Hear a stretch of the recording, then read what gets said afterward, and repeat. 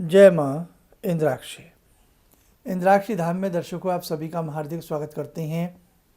आज के दिन जिन जातकों का जन्म दिवस है, मैरिज एनिवर्सरी है, उन सभी को हमारी तरफ से बहुत बहुत शुभकामनाएं। आज हम दाम्पत्य जीवन से संबंधित कुछ आपसे बातें करते हैं। कई बार दाम्पत्य जीवन में जहर घुल जाता है। दाम्पत्य जीवन इतना कड़वाहट भरा हो जाता है कि एक छत के नीचे रहते हुए भी हम अपने रिश्तों को अजनबी रूप दे देते हैं। अपने साथी के संग रहते हुए भी, पत्नी के संग रहते हुए भी, या पत्नी पति के संग रहते हुए भी अपने आप को अजनबी महसूस करती है या करता है। ऐसा क्यों होता है?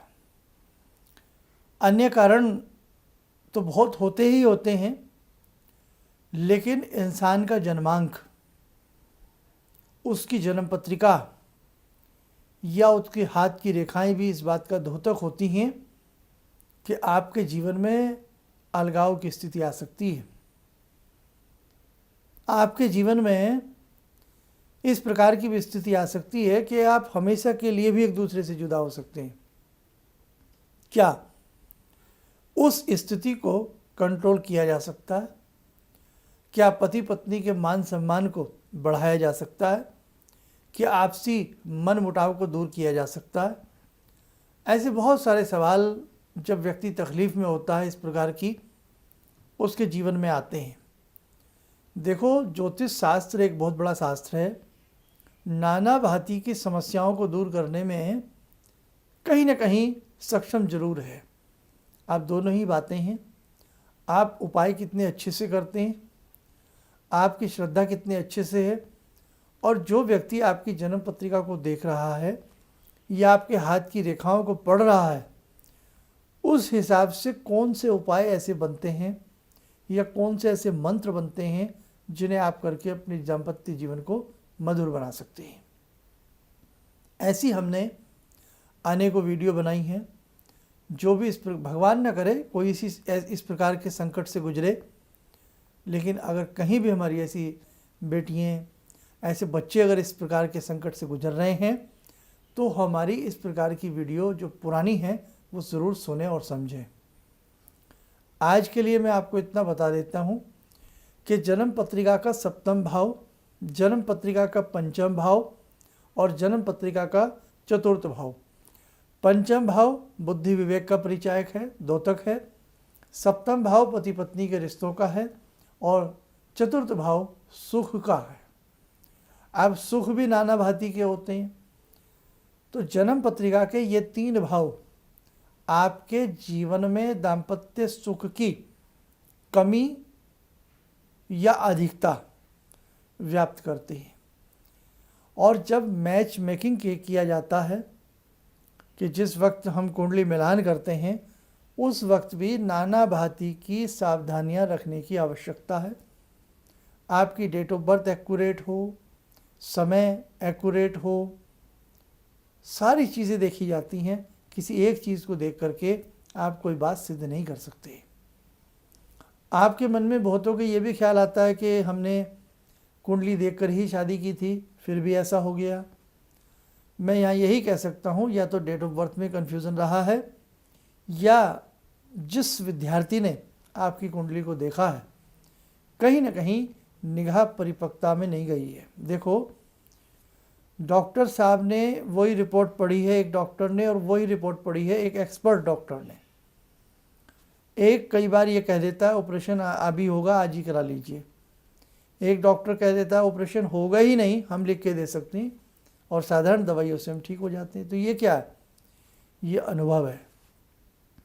ऐसे ही एस्ट्रोलॉजी में भी अनुभव ज़रूरी है। जीवन में हम विद्यार्थी बने रहते हैं, नाना चीज़ें बातें सीखते रहते हैं। तो अनुभव के आधार पर भी, अनुभव क्या है उसके आधार पर भी आप अपनी कुंडलियों को अच्छे से दिखाएं, किसी अनुभवी योग्य व्यक्ति को दिखाएं जब रिश्ता किया जाता है और कुंडली मिलान किया जाता है। ये ध्यान रखें आप, ठीक है। अब देखो, आपकी हथेली में लिटिल फिंगर के नीचे या दाम्पत्य जीवन की रेखाएं होती हैं, मैरिज लाइन भी होती हैं। दाम्पत्य जीवन का सुख इन मैरिज लाइन के अंदर ही छिपा होता है, यकीन मानिए आप। तो आपकी हथेली में किस प्रकार का सुख है वो देखा जाता है। जन्म पत्रिका के मैंने आपको 3 भाव बता दिए, वो देखे जाते हैं। और यदि आप कहीं दिखाने में सक्षम नहीं हैं या आपको कोई ऐसे योग्य व्यक्ति नहीं मिल पा रहे हैं, तो मैंने अनेकों बार कहा है कि दुर्गा सप्तशती का पाठ किया जाए, और उसमें से जो विशेष मंत्र है नवारण मंत्र और ओम ज्ञानी नामपि चेतांसी देवी, इस मंत्र को भरपूर तरीके से पढ़ा जाए। घर के अंदर कांटेदार पौधे ना लगाए जाएं। ध्यान रखें, जिस रूम में आप सोते हैं उसमें बहुत ज़्यादा शीशा कांच नहीं होना चाहिए, ख़ास तौर से आपके सिरहन में, सिराने में, और एक आपकी बिल्कुल आँख के सामने। आजकल बहुत रिवाज चल गया कि जो बेडरूम में बहुत ज़्यादा हम शीशे का वर्क करा लेते हैं, डेकोरेशन आदि जो भी है, इतना नहीं होना चाहिए, बड़े हिसाब से कराया करें। दूसरी बात कि अपने अंदर भी अध्ययन करना चाहिए, कहीं हमारी कोई गलती तो नहीं है। कई बार हमारी कोई बड़ी गलती होती है और हम गलती पर गलती करते रहते हैं और उपाय भी करते रहते हैं, दवाई भी खाते रहते हैं और बद परहेजी भी हम करते रहते हैं, लाभ नहीं मिलेगा। हमारे परिवार में कई बार कोई चीज़ किसी को पसंद नहीं होती है, उस चीज़ को बंद कर दीजिए, फिर किसी उपाय की ज़रूरत नहीं। हो सकता है आपका झगड़ा किसी बात को लेकर के ऐसी को होता हो जो आपके पति को पसंद नहीं या पत्नी को पसंद नहीं, वो बात बंद कर दीजिए, वो काम बंद कर दीजिए, वो रास्ता छोड़ दीजिए। बहुत सारी बातें होती हैं। कई बार आपके काम करने का कोई तरीका घर में अच्छा नहीं लगता, मत करिए उस तरीके से, जैसे वो कहते हैं वैसे करिए। तो कई बार हमारे अंदर भी कोई कमी होती है, ऐसा नहीं है कि सारी चीज़ें ज्योतिषी होती हैं। कुछ हमारे अंदर की कमियां भी अगर हम सुधार लें तो भी हमारे रिश्ते सुधर जाते हैं, है ना। अब देखो, ये मंत्र ऐसा है जो व्यक्ति के अट्रैक्शन को भरपूर बढ़ाता है। ओम ज्ञानी नाम अपि चेतांसी देवी भगवती ही सा बलादा कृष्य मोहाय महामाया प्रच्छति। दुर्गा सप्तशती में पहले ही शुरू में है सप्तश्लोकी दुर्गा।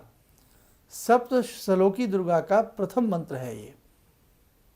आप इस मंत्र को जहाँ भी ऐसी बच्चियाँ बेटियाँ ऐसा परिवार में विघटन की स्थिति देख रही हों, तो लाल बिंदी मस्तक पर लगा करके मंगलवार से या शुक्ल पक्ष की द्वितीया से, जैसे आज प्रथमा है, कल द्वितीया है, कल दूज है शुक्ल पक्ष की, कल से शुरू कर सकते हैं। इस मंत्र को 15 से 20 मिनट किया जाए, 3 माला किया जाए और दिन में चलते फिरते किया जाए।